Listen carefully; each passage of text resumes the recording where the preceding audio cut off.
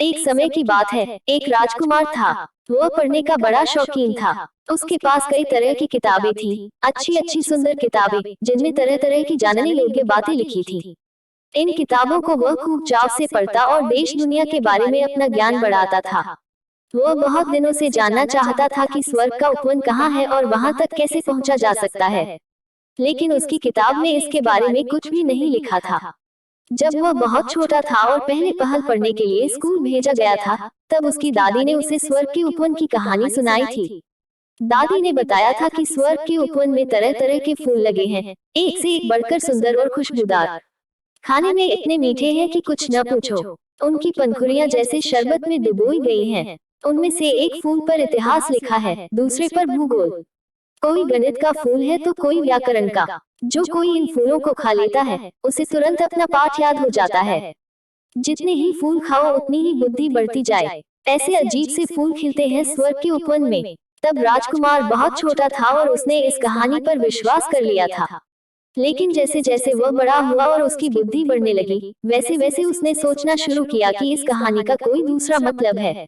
इस तरह की कहानियों का हमेशा कोई न कोई गहरा अर्थ होता है, जैसे आदम और हवा की कहानी। उसमें कहा गया है न कि आदम ने वह फल खा लिया था जो नहीं खाना चाहिए था, क्योंकि वह पाप का फल था। अगर उस समय मैं वहां होता तो आदम को पाप का फल नहीं खाने देता, और फिर दुनिया में पाप पैदा ही नहीं होता। राजकुमार अक्सर इस तरह सोचता था, इसलिए उसे लगा कि स्वर्ग के उपवन की कहानी का भी कोई अर्थ है। कहीं सचमुच में स्वर्ग का उपवन हो और वहां ऐसे ही फूल खिलते हो जैसे कि दादी बताया करती थी। इतिहास और भूगोल के फूल, गणित और व्याकरण के फूल, जिन्हें खा लो और पंडित हो जाओ। इसलिए बड़ा होकर भी अक्सर वह स्वर्ग के उपवन के बारे में सोचता रहता था। एक दिन राजकुमार जंगल में घूमने गया। वह अक्सर इस तरह घूमने निकल जाया करता था। कुछ देर तक वह घूमता रहा। फिर शाम हो आई और बादल घिरने लगे। थोड़ी देर में पानी बरसने लगा। देखते देखते पानी का जोर बढ़ गया। पानी इस तरह जमकर बरसा कि जैसे आसमान फट गया हो। अंधेरा इतना घना हो गया कि हाथ को हाथ नहीं दिखता था। राजकुमार मुसीबत में फंस गया। अंधेरे में कभी उसका पैर फिसलता था और कभी ठोकर लगती थी। सिर छिपाने की कहीं जगह नहीं थी। चारों तरफ पानी ही पानी। पेड़ों के नीचे भी पानी से बचना मुश्किल था। पानी इस तरह मूसलाधार बरस रहा था कि राजकुमार बुरी तरह भीग गया। वह इतना थक गया कि उससे चला भी नहीं जाता था। किसी तरह गिरते पड़ते राजकुमार आगे बढ़ रहा था। अचानक उसे कुछ आहट सी मिली। कुछ आगे जाने पर उसने देखा कि एक गुफा में रोशनी हो रही थी, और आगे चलकर उसने देखा कि गुफा के बीच में आग जल रही थी।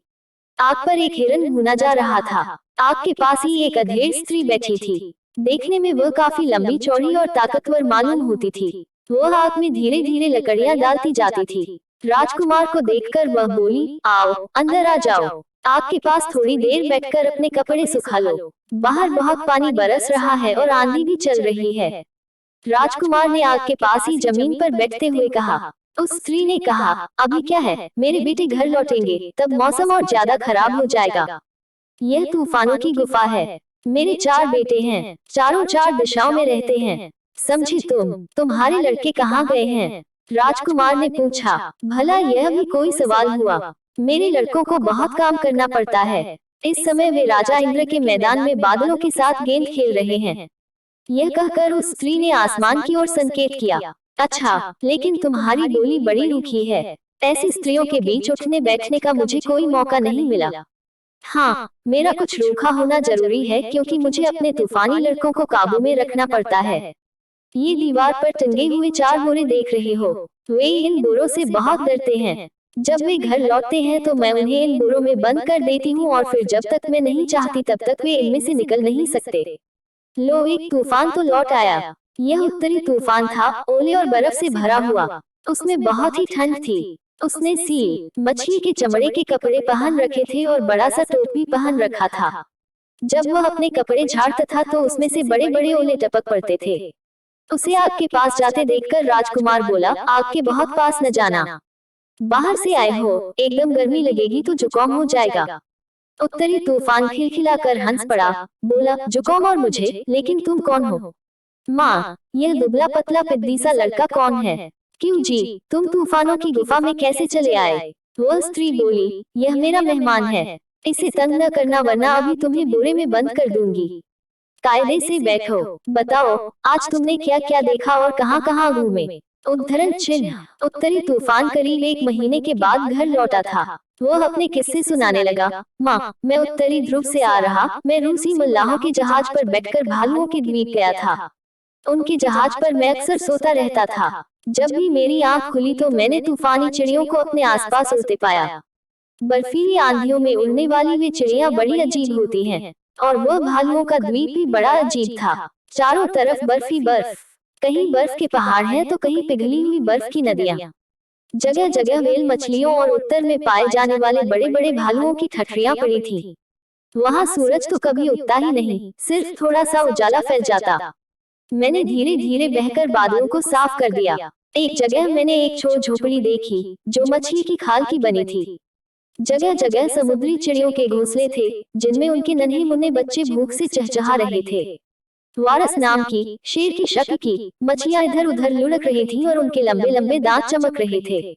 मल्लाहों ने अपना काम शुरू किया। उन्होंने रस्सी में बंधे लंबे लंबे भालों से मछली मारने की तैयारी की। एक बड़ा सा कांटा समुद्री घोड़े की छाती में लगा और खून बर्फ पर फैल गया। मुझे यह बड़ा बुरा लगा और मैंने समुद्र में तैरने वाले बड़े बड़े हिमखंडों को उनके जहाज से टकराना शुरू किया। मल्लाह चीखने चिल्लाने लगे, लेकिन मैं और भी जोर से चीख कर बहने लगा। उन्हें मजबूर होकर अपना काम बंद करना पड़ा। आना सारा सामान वहीं फेंककर उन्हें समुद्र की ओर भागना पड़ा। अब कभी भी भालुओं के द्वीप पर नहीं जाएंगे। तूफान की माँ बोली, अच्छा अच्छा, अपनी शरारतों की कहानी रहने दो।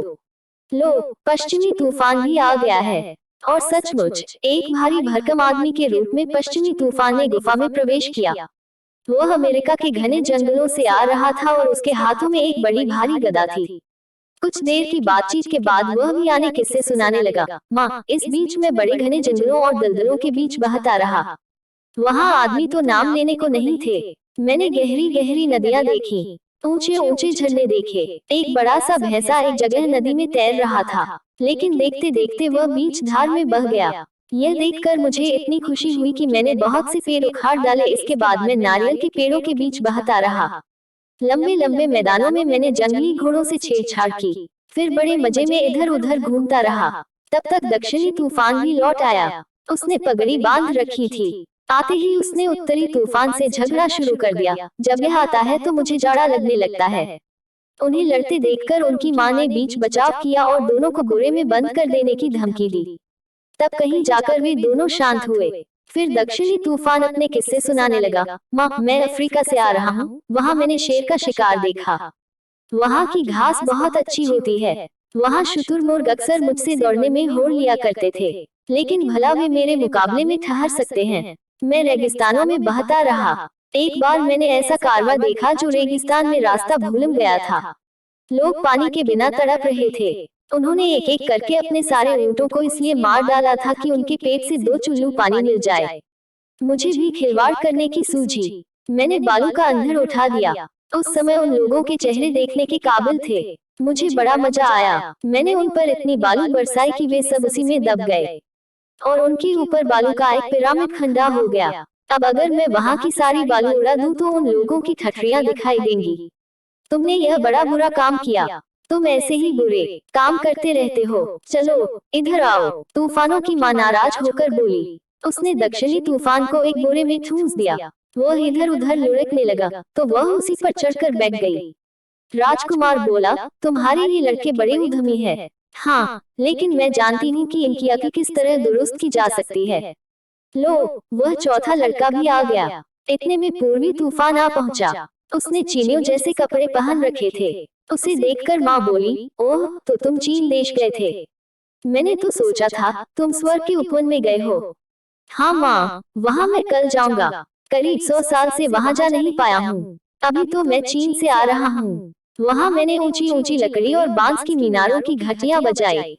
वहाँ सड़कों पर लोग धर्म के नाम पर और पुण्य कमाने के उद्देश्य से मार खा रहे थे। उनके धार्मिक गुरु पीट पीट कर उनकी पीठों पर बांस की खपच्चियां तोड़ रहे थे।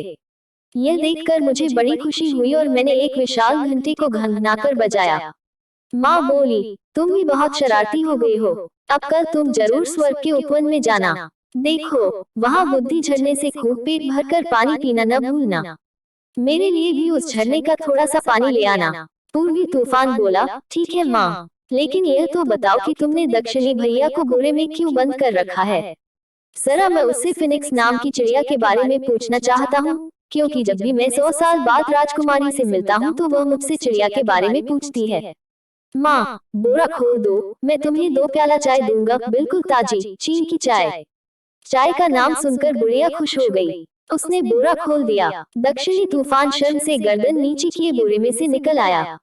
वह बोला, लो यह ताड़ की पत्ती लो, यह उस चिड़िया ने मुझे राजकुमारी के लिए दी थी। इस पर उसने पूरे 100 साल का इतिहास लिखा है। उसमें लिखा है कि किस तरह उसने खुद अपने घोंसले में आग लगाई और एक हिंदू सती की तरह वह उसी में जल मरी। लेकिन उसका अंडा नहीं जला। अंडा फूटा और उसमें से फिनिक्स का बच्चा निकलकर उड़ गया। बस दुनिया में उस जाति की चिड़िया का यही एक नमूना बचा है। उसने इस पत्ती में एक छेद कर दिया है और इस तरह राजकुमारी को अपना संदेश भेजा है। अब पूर्वी तूफान राजकुमार के पास आ बैठा। तूफानों की माँ ने सबके लिए खाना परोस दिया। राजकुमार ने पूर्वी तूफान से पूछा, वह कौन सी राजकुमारी है जिसके बारे में तुम लोग बातें कर रहे हो, और यह स्वर्ग का उपवन कहाँ है। पूर्वी तूफान खिलखिलाकर हंस पड़ा, क्यों, क्या तुम वहाँ जाना चाहते हो। अच्छी बात है, कल तुम मेरे साथ वहाँ चले चलना। लेकिन मैं पहले बता दूं कि आज तक वहाँ कोई मनुष्य नहीं गया है। तुमने शायद बाइबल में इसके बारे में पढ़ा है, जिसमें लिखा है कि सिर्फ आदम और हवा ही वहाँ गए थे और जब उन्हें वहाँ से निकाल दिया गया तो वह उपवन पाताललोक में चला गया।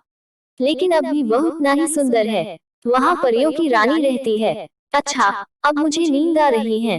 रात भी काफी हो गई है। अब सो जाएं। कल सवेरे मैं तुम्हें वहाँ ले चलूंगा। सब लोग सो गए। सवेरे जब राजकुमार की आंख खुली तो उसने देखा कि वह बादलों के ऊपर उड़ा चला जा रहा था। पूर्वी तूफान उसे अपनी पीठ पर उठाए हुए उड़ा जा रहा था। वहाँ से धरती की सब चीजें बहुत छोटी दिखाई दे रही थी। शाम होते होते सभी चीजें अंधेरे में डूबने लगी। नीचे जो शहर पड़ते थे उनके दिए तारों की तरह टिमटिमा रहे थे। पूर्वी तूफान ने राजकुमार से कहा, लो, अब हम लोग हिमालय पर्वत के ऊपर से उड़ रहे हैं। यह संसार का सबसे ऊंचा पहाड़ है। अब थोड़ी ही देर में हम स्वर्ग के उपवन में पहुंच जाएंगे। और सचमुच कुछ दूर आगे जाने पर हवा में तरह तरह के फूलों की खुशबू आने लगी। कभी कभी पके हुए सेब, नाशपाती, अंगूर और अंजीरों की खुशबू भी आती थी। इसके बाद वे लोग गुफा से होकर गुजरे। यहाँ बहुत ठंडक थी। कभी कभी गुफा इतनी संकरी हो जाती थी कि उन्हें अपने घुटनों के बल रेंगकर उसे पार करना पड़ा था। राजकुमार ने कहा, स्वर्ग के उपवन में जाने से पहले शायद हम मौत की घाटी से होकर गुजर रहे हैं। पूर्वी तूफान ने हामी भरी और सामने की ओर इशारा किया, जहाँ से गुफा में से नीला प्रकाश आ रहा था। आगे बढ़ते बढ़ते चट्टानें कोहरे की शक्ल में बदलने लगी। हवा बहुत ही ताजी थी और ताजे गुलाब की खुशबू से भरी हुई थी। अब वे गुफा के बाहर हो गए थे। उन्हें एक नदी मिली, जिसमें बहुत ही साफ पानी बह रहा था। उसमें तरह तरह की सुनहरी और सफेद मछलियां तैर रही थीं। नदी पर संगमरमर का एक बहुत ही सुंदर पुल बना हुआ था। पुल क्या था, जैसे सीधा काढ़ा गया हो। इस पुल के पार सौभाग्य का द्वीप पड़ता था। वही स्वर्ग का उपवन था। पूर्वी तूफान राजकुमार को पुल के पार ले गया। वहाँ उपवन के फूल और पेड़ पौधे उन मीठी लोरियों की तरह सुंदर गीत गा रहे थे, जिन्हें राजकुमार ने बचपन में सुना था। वहाँ पेड़ पौधे अजीब से थे, देखने में इतने धुंधले जैसे कोहरे या पानी के नीचे छिपे हों।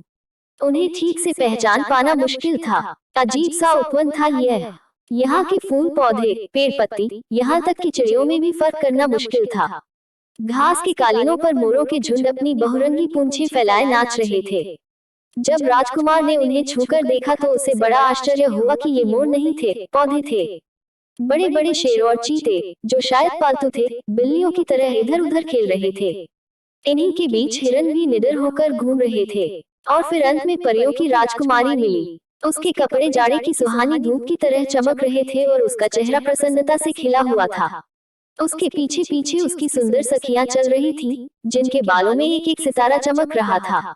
पूर्वी तूफान ने झुककर राजकुमारी को प्रणाम किया और फिर उसके हाथ में फिनिक्स की दी हुई ताड़ की पत्ती दे दी। राजकुमारी की आंखें खुशी से चमक उठी। इसके बाद परी राजकुमार को अपने महल में ले गई, जिसकी दीवारें धूप से खिले हुए कमल की तरह थी और जिसकी छत पर एक उल्टे फूल की तरह थी।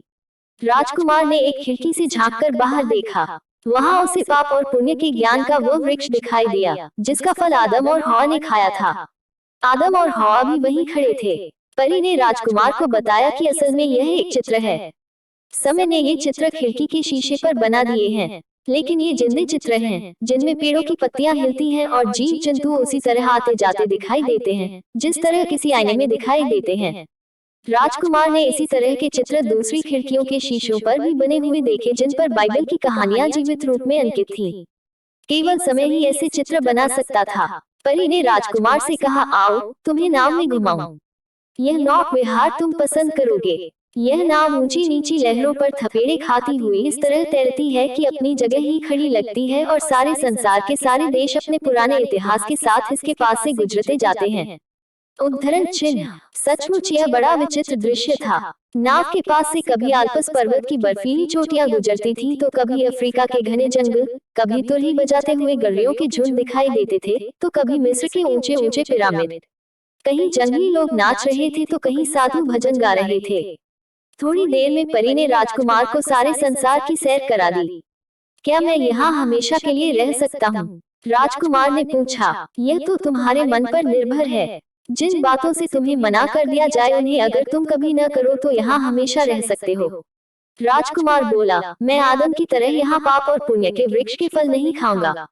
दूसरे भी तो बहुत से पेड़ हैं। सोच लो, अगर तुम्हें अपने पर भरोसा न हो तो पूर्वी तूफान के साथ लौट जाओ।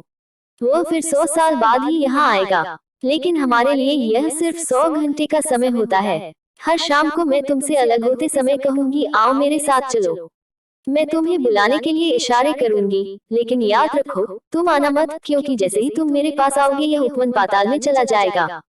तुम्हारे आसपास रेगिस्तानी आंधियां चलने लगेंगी। तुम बर्फीले पानी में भीगोगे और हमेशा के लिए दुख और चिंता तुम्हारे भाग्य में लिख दी जाएगी। मैं तो यही रहूंगा और हर तरह के लालच से बचने की कोशिश करूंगा। राजकुमार दृढ़ निश्चय के साथ बोला। पूर्वी तूफान ने उसका सिर चूमकर उससे विदा लेते हुए कहा, अच्छा मैं चलूं। 100 साल के बाद अब तुमसे मुलाकात होगी। तुम यहाँ आराम से रहना। यह कहकर उसने अपने बड़े बड़े चमकीले पंख फैला दिए। फूल पत्तियों ने भी विदा अलविदा कहकर उसे विदा दी। कई तरह की चिड़िया स्वर्ग के उपवन की आखिरी सीमा तक उसके साथ उड़कर गईं। परी ने राजकुमार से कहा, अच्छा चलो, अब हम अपना नृत्य शुरू करें। हर रोज जब शाम होने लगेगी तो मैं तुम्हें अपने साथ चलने के लिए कहूंगी, लेकिन तुम मत आना। 100 साल तक हर रोज शाम को मैं इसी तरह तुम्हें बुलाऊंगी। तुम हर रोज अपने को काबू में रखने की कोशिश करना। धीरे धीरे तुम्हारा धीरज इतना बढ़ जाएगा कि तुम फिर कभी मेरे साथ आने को तैयार नहीं होगे। तो आज की शाम पहली शाम है। फिर परी ने उसके साथ नाचना शुरू किया। दोनों खूब देर तक नाचते रहे। उनके साथ साथ वहाँ के सारे फूल पौधे भी नाचते रहे। जब शाम होने लगी तो कमरे की एक दीवार गायब हो गई और राजकुमार को पाप और पुण्य के ज्ञान का वह अनोखा वृक्ष दिखाई देने लगा। उसने सुना जैसे कोई उसकी माँ की आवाज में बुला रहा हो, आओ राजकुमार चलो मेरे साथ, आओ चलो। और राजकुमार अपना वादा भूलकर फौरन उसकी ओर दौड़ा चला गया। हालांकि यह उसकी पहली ही शाम थी। फलों की खुशबू और भी घनी हो गई। नृत्य का संगीत और भी मधुर हो गया। जिस कमरे में पाप और पुण्य के ज्ञान का वृक्ष खड़ा था वहीं से परी उसे बुला रही थी, आओ चले आओ। और दूसरे ही क्षण वह उस पेड़ की डालियों के पीछे छिप गई। राजकुमार ने आगे बढ़कर पेड़ की डालियों को हटा दिया। वहाँ राजकुमारी सो रही थी। परियों की राजकुमारी इस समय इतनी सुंदर लग रही थी जैसे सुंदरता की देवी हो। राजकुमार ने आगे बढ़कर उसे छू लिया, लेकिन जैसे ही उसने उसे छुआ कि बहुत जोरों से बिजली कड़की। स्वर्ग का उपवन कांप उठा। देखते देखते परी गायब हो गई और स्वर्ग का उपवन पाताल में धंसने लगा। धीरे धीरे उपवन राजकुमार से दूर हो गया। अब वह आसमान में एक तारे की तरह चमक रहा था। राजकुमार के चारों तरफ घोर अंधेरा छाया हुआ था। वह घबराकर बेहोश हो गया। कुछ देर बाद वहाँ बहुत ही ठंडे पानी की बरसात शुरू हो गई। तेज हवा बहने लगी। काफी देर बाद राजकुमार को होश आया। वह बड़बड़ाने लगा, हाय यह मैंने क्या कर डाला। मैंने भी आदम की तरह पाप किया और स्वर्ग का उपवन पाताल में धंस गया। उसने आंखें खोली तो देखा दूर आसमान में सुबह का तारा चमक रहा था, ठीक वैसे ही जैसे स्वर्ग का उपवन उससे दूर होते हुए चमका था। राजकुमार ने इधर उधर आंखें घुमाकर देखा तो अपने को तूफानों की गुफा में पाया। तूफानों की बुढ़िया माँ उसके पास ही बैठी थी। वह बोली, अगर तुम अच्छे काम करोगे और अच्छे लड़के बनोगे तो मरने के बाद उसी तारे में तुम्हें जगह मिलेगी जहाँ स्वर्ग का उपवन है। अब तो तुमने देख लिया न स्वर्ग का उपवन, इसके बाद राजकुमार घर लौट आया और एक अच्छा लड़का बनने की कोशिश करने लगा।